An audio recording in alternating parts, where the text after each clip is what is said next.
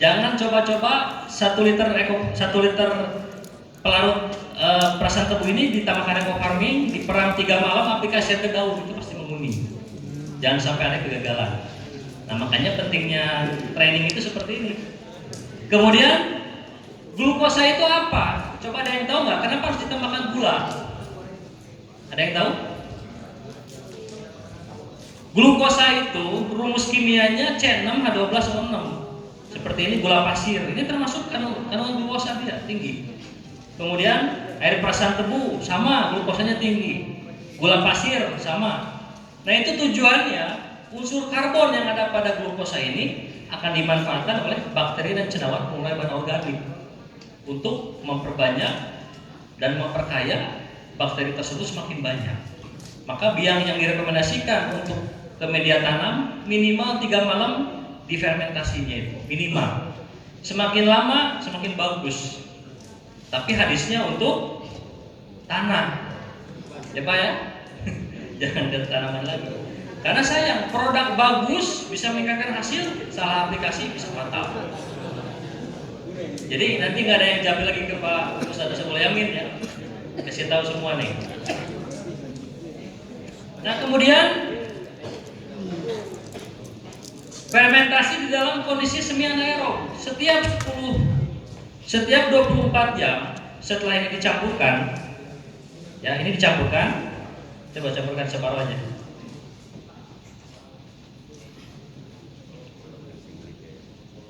Ini harusnya 1 liter pelarut, anggap air perasan tebu, kemudian dimasukkan ini 6 tub untuk kebutuhan media tanam yang tadi 6 tub untuk 1 hektar padi. Nah, cukup. Nah, ini anggap 6 tub. Nah, 6 tub ini kalau air perasan tebu ini sudah tidak boleh atau ditambahkan glukosa karena sudah manis. Jadi ini tidak boleh ditambahkan lagi. Kalau air kelapa itu minimal 2 sendok makan atau air biasa 2 sendok makan. Glukosa tadi berupa gula dan berupa gula pasir, gula merah dan molasses. Nah, anggap ini sudah 6 tub dimasukkan dalam 1 liter pelarut air perasan tebu.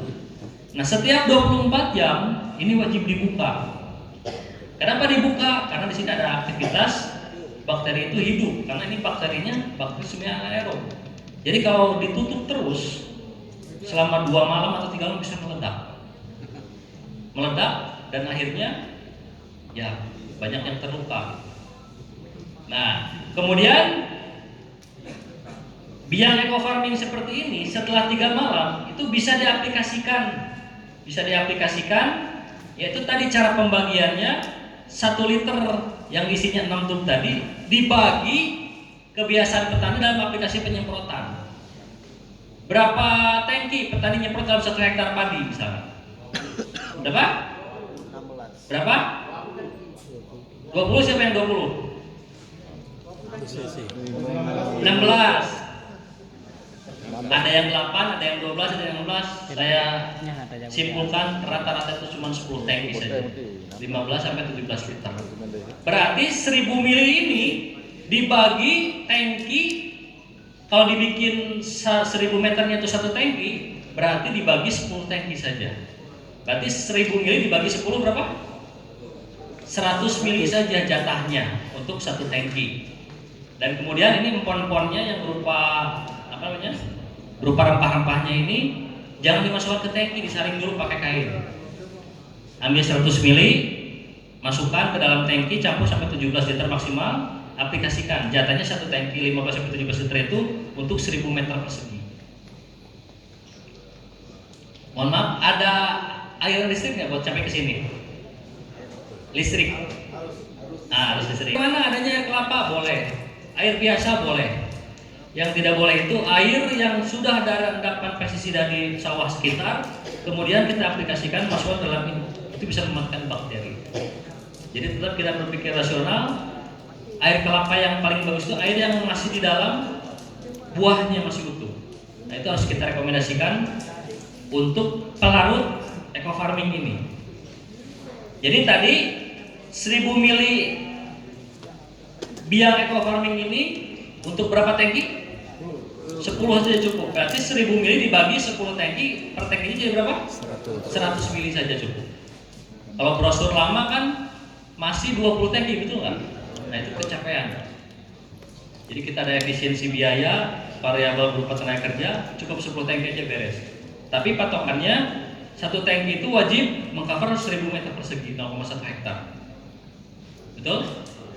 1 hektar, 1000 meter berapa hektar? Berapa? 10. 0,1 hektar. 1000 dibagi 10.000, 0,1.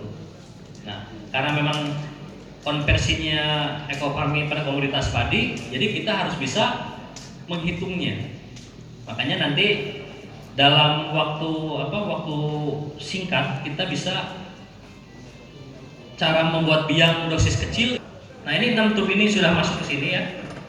Kita masuk ke pelarut. Inilah yang disebut biang eco farming untuk aplikasi ke media tanam. Semakin lama disimpan semakin bagus, tapi untuk media tanam ataupun lahan. Nah, pengencerannya tadi 1000 mili eco farming dibagi ke 10 tangki, per tangkinya jatuhnya cuma 100 mili saja.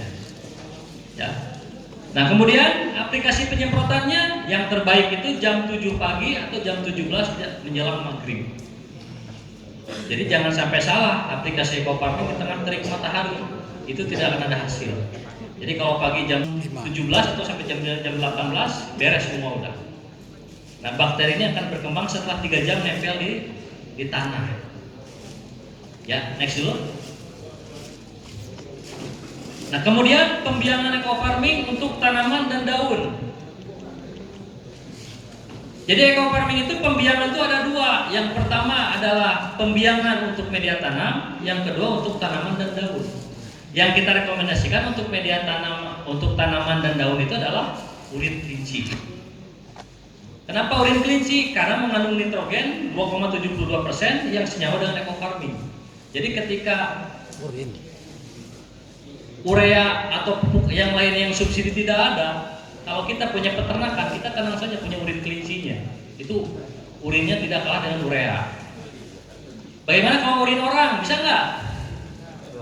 Bisa, itu bab najis nantinya ya. Sebetulnya prinsipnya begini, semua sistem urinaria pada makhluk hidup termasuk manusia, ternak dan manusia, itu sama mengandung unsur amonia, NH3, nitrit, NO2 dan nitrat. Nah, senyawa nitrat inilah yang menjadi senyawa sederhana yang bisa diserap oleh tanaman. Jadi kalau urinnya saja baru keluar dari sistem urinaria, itu bisa mematikan tanaman. Jadi yang dipilih adalah urin kelinci yang sudah 7 hari keluar dari sistem urinarianya. Air kelapa. Nah, ini air kelapa ini adalah air tersteril di dunia. Ini sangat senyawa dengan eco farming. Mentoknya kalau tidak ada air biasa saja tidak masalah. Cuman kalau di air kelapa ini sudah mengandung zat pengatur tubuh berupa gibberellin, auksin dan sitokinin. Jadi akan semakin dasar eco farming diaplikasikan ke daun atau ke tanaman. Nah, kemudian kalau tidak ada air biasanya cukup. Pembuatan biang eco farming pada sasaran daun dan tanaman tidak diperbolehkan difermentasi ataupun ditambahkan glukosa. Itu untuk tanaman ke daun. Pak, bagaimana caranya? Cara buatnya? Ini kan satu tub eco farming ini, kalau kita masukkan ke dalam biang 1 liter, petani itu aplikasi penyemprotannya 100 mili dulu. Kira-kira yang sisanya ini fermentasi nggak? Iya, sudah mulai. Nah, ini akan memperbanyak bakteri itu dan menyebabkan nanti daun menguning. Makanya bagaimana caranya? Ambil 1/10-nya. Jadi ini eco farming ini ambil 1/10